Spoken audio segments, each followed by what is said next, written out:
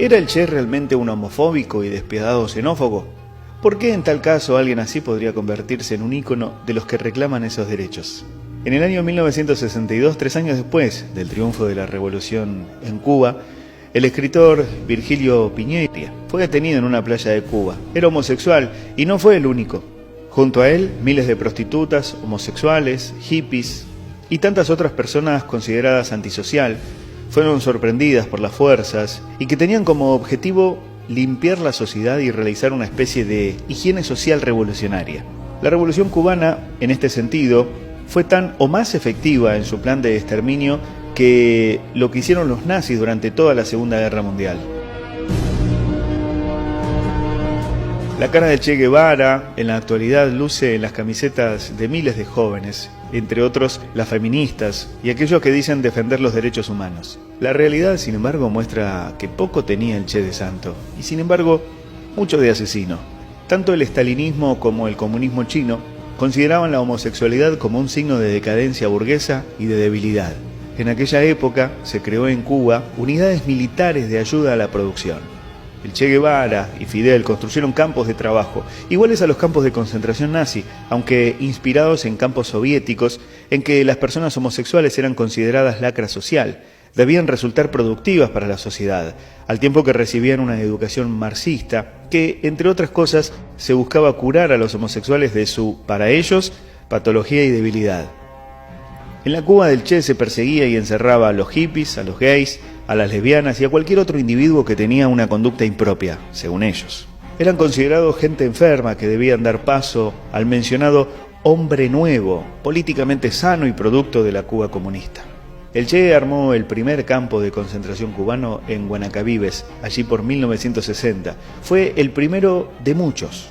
Tomaron un lema nazi que decía «El trabajo te libera» y lo modificaron un poco por otro que decía «El trabajo los hará hombres». Muchos de estos prisioneros murieron por las torturas y violaciones que recibieron.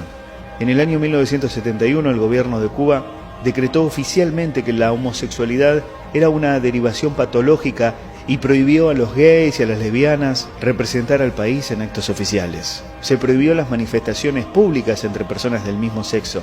Escuchen lo que decía por aquel entonces Fidel Castro. Muchos de esos pepillos vagos, hijos de burgueses, andan por ahí con unos pantaloncitos demasiado estrechos, algunos de ellos con una guitarrita, en actitudes elvis-preslianas, y que han llevado su libertinaje extremo de querer ir a algunos sitios de concurrencia pública a organizar sus shows feminoides. Por la libre. Que no confundan la serenidad de la revolución y la ecuanimidad de la revolución con debilidades de la revolución. La sociedad socialista no puede permitir ese tipo de degeneraciones.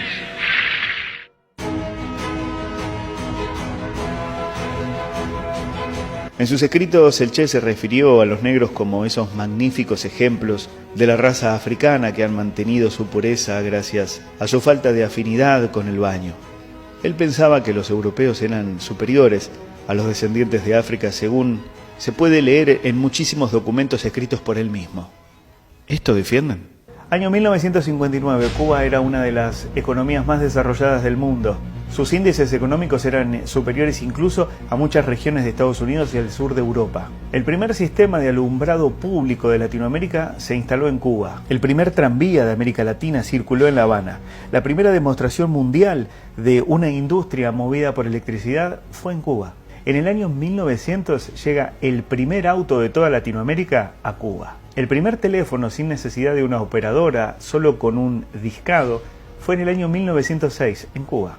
En el año 1922 Cuba se transforma en el segundo país del mundo en tener una estación de radio. 6 años más tarde tenían 66. El primer país del mundo en construir un hotel con aire acondicionado central fue Cuba. En el año 1951 el Hotel Riviera. En el año 1954, en promedio, Cuba tenía una vaca por habitante. En el año 1956, la ONU reconoció a Cuba como el segundo país con menor índice de analfabetización. En el año 1957, Cuba tenía cine 3D y cines multipantalla. En el año 1958, había 7.567 escuelas públicas primarias en Cuba y 869 privadas, 25.000 maestros. En 1958, Cuba era el segundo país del mundo en difundir la televisión a color. En 1958, Cuba era el país con más automóviles, era el que más electrodomésticos tenía, el que más kilómetros de vía tenía a pesar de su tan pequeña extensión y sus pocos habitantes, apenas 6.5 millones. Cuba era una verdadera joya y una potencia, figuraba en el puesto número 29 entre los países con mayor economía desarrollada. Todo esto sucedía en Cuba antes de la liberación